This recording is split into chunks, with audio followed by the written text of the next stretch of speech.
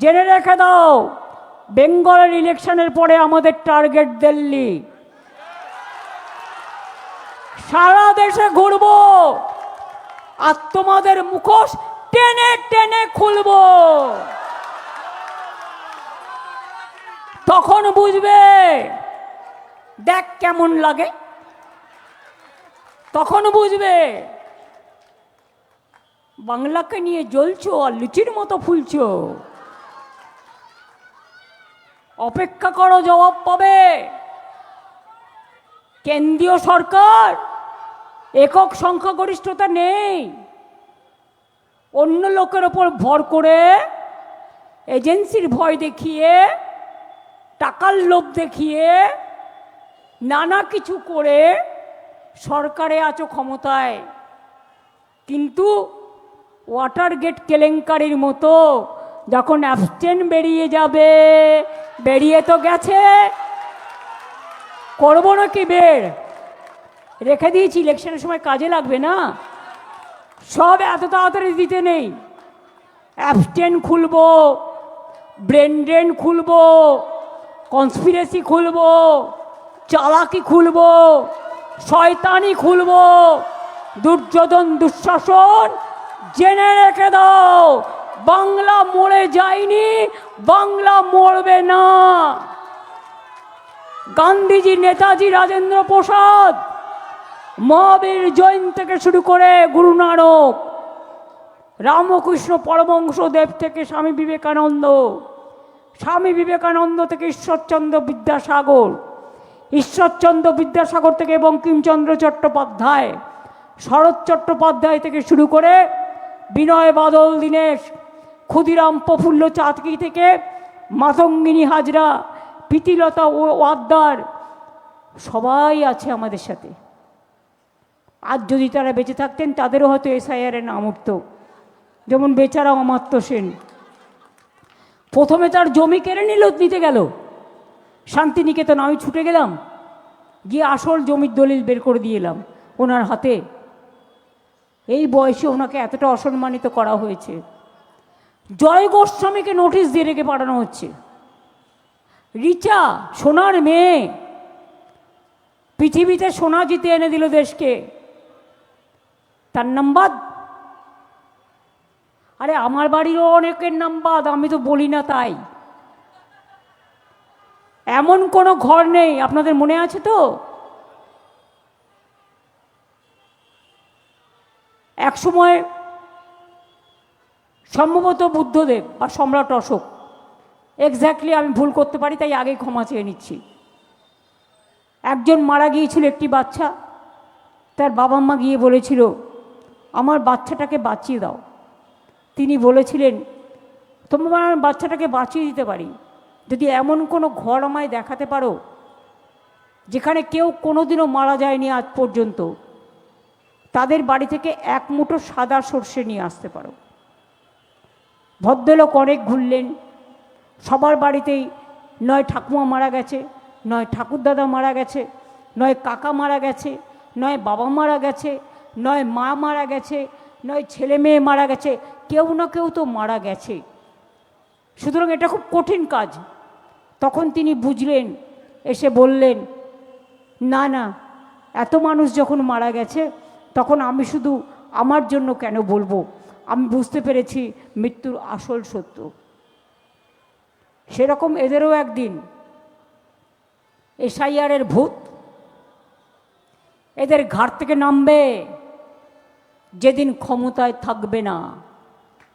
যাদের ভোটার লিস্টের নাম আছেন ভাবছেন আমি সেফ হয়ে গেছি, তাদের জন্য বলি এরপরে আসছে এনআরসি, ওটাও প্ল্যান করা। বঙ্গভঙ্গ ওটাও প্ল্যানে আছে। আমি সকালে হুঙ্কার দিয়েছিলাম বলে দুপুরে বলেছে যে না না, কিন্তু আমি তো জানি ওটা হ্যাঁ হ্যাঁ। এবং এই সব চিন্তা ভাবনা করেই যখন এসআইআর চলছে, রথযাত্রায় শ্রীকৃষ্ণর দেখা মিলছে না, জগন্নাথ দেবের দেখা মিলছে না, চৈতন্য দেবের দেখা মিলছে না,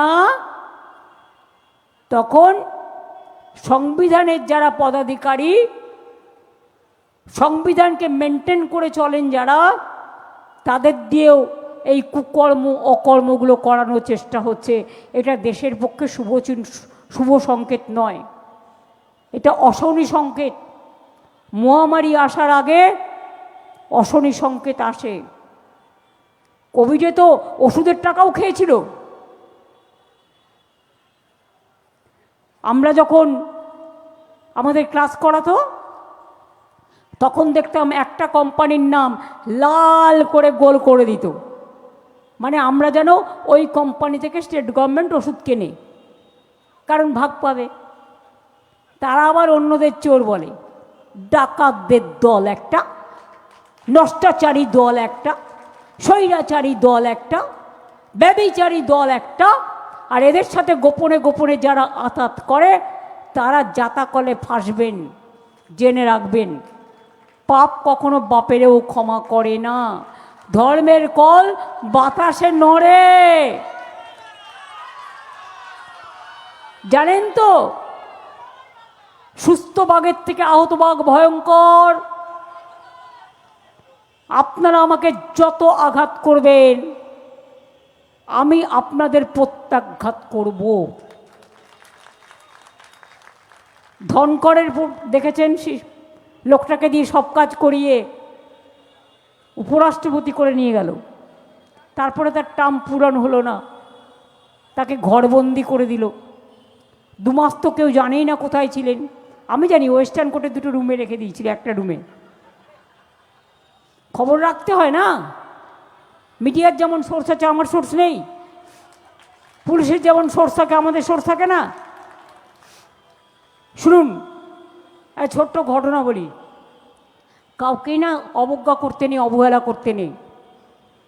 জ্যোতিবাবু যখন চিফ মিনিস্টার ছিলেন, তিনি তাজ বেঙ্গলে মাঝে মাঝে খেতে যেতেই পারেন, সেটা ওনার ব্যাপার, আমি ওটা নিয়ে বলছি না। কিন্তু ওইখানে টেবিলে কার সাথে কি ফন্দি করতো আমার নামে, আমার কাছে সব খবর চলে আসতো।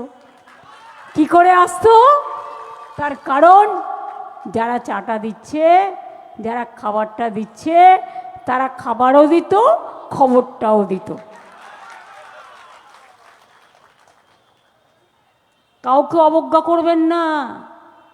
একটা ক্ষুদ্র মানুষও এমন ষড়যন্ত্র বের করে দিতে পারে যে একদিন স্যালুটটুকে আপনাদের তাদের সেলাম জানাতে হবে। তাই বলি, যতই করো হামলা জিতবে তো বাংলায়। আমার ওপরে তোমাদের এত রাগ, আমায় বাংলায় আঘাত করলে আমি কিন্তু উত্তরপ্রদেশ থেকে শুরু করে, মহারাষ্ট্র থেকে শুরু করে, রাজস্থান থেকে শুরু করে, বিহার থেকে শুরু করে, উড়িষ্যা থেকে শুরু করে সব বিজেপি রাজ্যে যাব, মিছিল করব, মানুষকে সাথে নেব, ওদের বিনাশ করব। এটা আমার অঙ্গীকার, এটা আমার শপথ। আর 29 হওয়ার দরকার নেই, 26 দেখুন না বাবুরা কত মানুষ দরদি। খেলা তো এখানেই শেষ হয়ে গেছে। গ্যাসের দাম কত বাড়িয়েছেন? বড় সিলিন্ডারটার দাম হয়েছে 2100 টাকা, ছোটটা 1100। শুধু তাই নয়, আপনি চাইলেই পাবেন না, 21 দিন পরে পাবেন। 21 দিন আগে আপনাকে বুক করতে হবে। স্টোভে রান্না করবেন, কেরোসিন নেই,